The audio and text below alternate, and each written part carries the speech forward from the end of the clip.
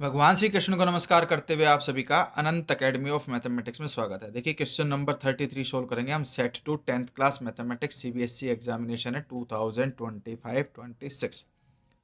Aarush bought 2 pencils and 3 chocolates for ₹11 and Tanish bought 1 pencil and 2 chocolates for ₹7 from the same shop.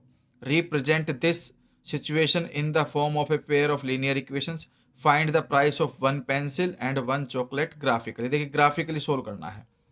किसका price निकाला? 1 pencil का। तो let the price of 1 pencil is equal to x। तो इसका आप price x मान लोगे और 1 चॉकलेट का आप क्या मान लोगे? y। तो स्टेटमेंट आप वो लिख देना।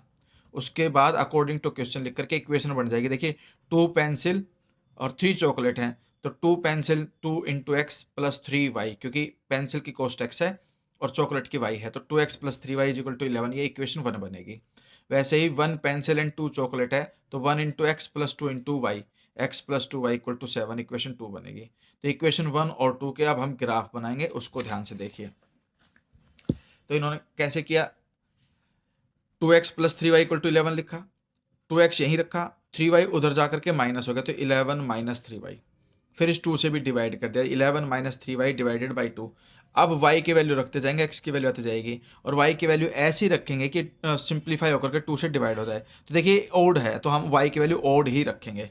जैसे कि 1 रखी मैंने, तो 3 इंटू 1 3, 11 माइनस 3 आपके पास 8 हो गया, 8/2 4। वैल्यू क्या आ गई? 4। तो हमने x को 4, y को 1, क्योंकि y को 1 रखा इसलिए 1 नीचे लिखा, और x की वैल्यू 4 आ गई। जब मैंने y को 3 पुट किया, तो 11 माइनस 3 इंटू 3, यहाँ 3 रखोगे, 3 इंटू 3 9, तो 11 माइनस 9 2 होता है, और अपॉन में 2 है ही, 2 से कैंसिल होकर के 1।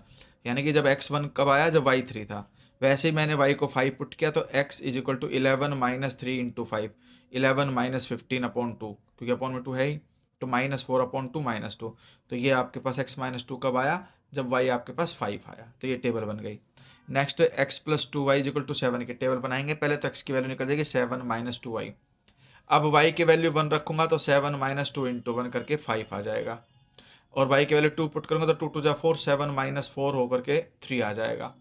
और अगर मैं y की वैल्यू 3 पुट करता हूँ, तो 7 माइनस 2 इंटू 3 6, 7 माइनस 6 1।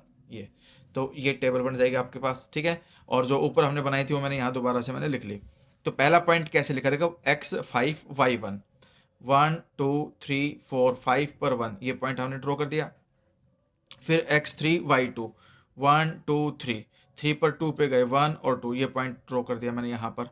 फिर x1 y3, x1 ये है, 1 2 3 ये पॉइंट है, और लाइन जो है वो खींच दी जो इन तीनों पॉइंटों को मिला करके जाए, ऐसे, ठीक है। ये गई लाइन। इसके बाद जो ये टेबल है, देखिए 4 और 1, 1 2 3 4, 4 पर 1 ये पॉइंट आ गया। फिर x1 y3, x1 y3 यानी कि ये पॉइंट आ गया। फिर x माइनस 2 y5, 1 और 2 माइनस 2 है, और उस पर y की वैल्यू 5 जाएगी, यानी कि यहाँ पे ये पॉइंट आ जाएगा।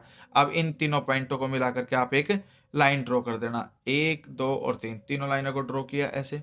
तो यहाँ पर वो इंटरसेक्ट करके यूनिक सॉल्यूशन आएगा। आप ध्यान से देखो, दोनों ही टेबल में अलग ही पता चल रहा है, 1 3 और 1 3 एक कॉमन पॉइंट है। और यहाँ पर भी जब आप ग्राफ पे देखोगे, तो 1 पर ये 3 मैच कर रहा है, दोनों का कॉमन पॉइंट है। तो इसका मतलब पॉइंट आपके पास आ गया 1,3, यानी कि x की वैल्यू 1 और y की वैल्यू कितनी आ गई? 3 आ गई।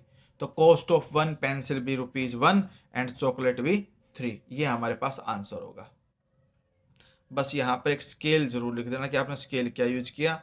On x axis 1 centimetre is equal to 1 unit, क्योंकि हम यहाँ पे 1 2 3 इस तरह से ले रहे हैं ना, 1 ये 2 ये 3 ये 4 ये 5 ऐसे।